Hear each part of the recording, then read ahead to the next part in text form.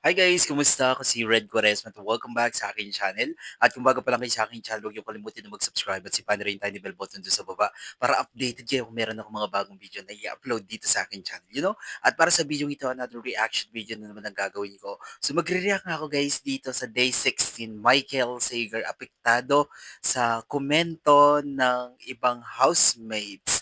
And sobrang excited na ako guys na mapanood to. Alam niyo naman ako guys na sobrang panahon ng Pinoy Brother. Kaya tara, panoorin natin to. Alright? Without further ado, let's do begin in 1, 2, 3, go. Tara, play na natin. Wait lang. Okay? Bilang tayo guys ng 3, 2, 1, go. So, natakpan. Here we go. Ang magkaduo na sina Ralph at Michael, pinag-usapan naman ang kanilang mga kapwa nominado. Favorite ko si Rolf. These are three good duos. Yeah. So yung laban nito is Tight. Kayo din ba? tough. Pero gusto ko din yung I love them. attitude Like even if we, ni Michael let's say Sager. tayo Sobrang na smart niya, no? AC pa. Yeah. Pares close at Will and River. Si River. Close ka kay Rims, close ako kay Will. Yun nga, tulad ng sinabi nila kanina, paano mo malalaman kung genuine talaga yung ginagawa mo? Or you're just doing it for show kasi you don't wanna live? Kasi namin, Paano mo mahanap yung middle ground there? tricky, no? Improvements, okay. Pero yung mahalata mo kasi if people are doing too much eh. Ako na bago talaga tingin ko sa mga iba. Kasi na rin na you know the reasons eh. Kung bakit binafollow. Nakagulat. Pagdating ng tanghali, ang masayang mood ni Michael tila unti-unting nagbago. We know that we just got through our first round of nominations. But Father, we pray for strength. We pray for clarity. Oh, Wow, so healthy. naging emotional na siya, no?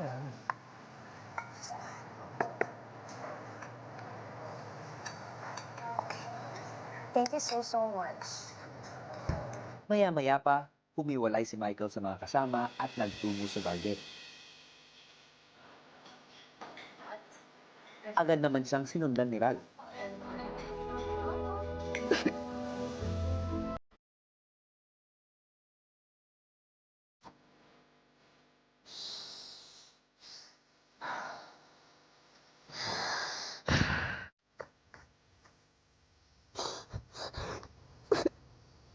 Trying to keep everything together. If I show myself, people would like me. Then, if I protect myself, people still don't like me. It's just so hard na, dude. I just hate getting misinterpreted na. Always na Parang lang. sinisisi niya yung sarili.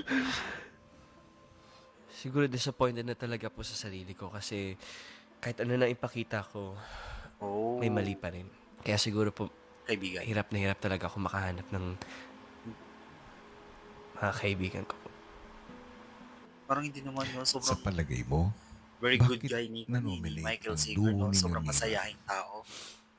Base lang po Sobrang dun sa hurt sinabi siya. kanina, feeling ko dun sa Oh, overstepping. overstepping Nag-mention at ba ng sa name? pagiging maharot po. naapektuhan ka sa mga salitang yon? Kapi tayo. Yun, nagulat talaga po ako dun sa overstepping kasi well, gusto ko lang naman po is yung benefit ng grupo eh. Sa palagay mo ba, para sa iyo, yung mga salitang yon? Nakaka-hurts. May ako po mag-assume pero kahit papaano yun yung nararamdaman ko na nagko-connect lang yung dots para sa akin po. Feeling ko mistake ko din talaga yun na nag-i-initiate pa ako kasi pwede din talagang mag-step. Manahimik na lang ako pero No. Reality show hindi ko yan. Show your, tiisin eh. Gusto ko lang po your, maging efficient. real. Kasi siguro yung task, nakikita ko siya as trabaho and hindi naman to para sa akin Okay, para sa tama. ating lahat, para sa pagkain natin. Yun lang naman po eh, kaya talaga ako nagsa-step in at times.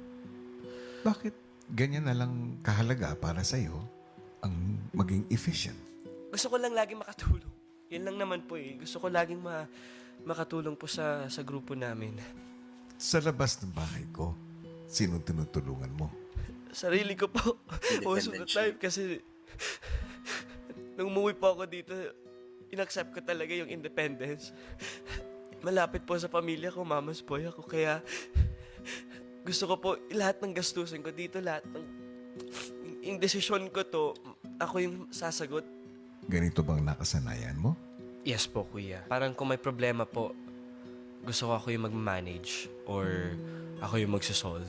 Feeling ko po na na-develop lang talaga Poder. to nung nawala na ako sa Ng family. bahay, nung lumipat po ako. Kasi parang ang naano ko lagi, mag-isa ako. So mag-isa ko dapat kayanin to. Michael, Yes po. alam ko ang pinagdaanan mo. Ang mga sinakripisyo mo para abutin ang mga pangarap mo.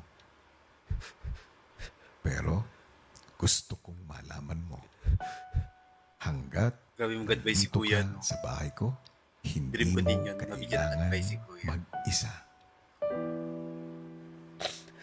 Andyan ang housemates. Grabe, yan yung Andito emotion. ako. At tulad ng isang pamilya, minsan merong hindi pagkakaintindihan.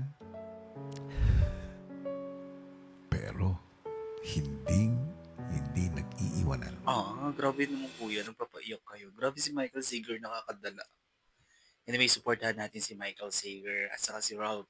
Actually, deserve yun nilang lahat. No? Nakakasar naman. Ba't kasi may mga may mga ganito pa ang pangyayari sa Pinoy Big Brother. Anyway, kung ano man yung maging resulta, tanggapin na lang natin ng mas maluwag sa ating puso. Alright, bye po!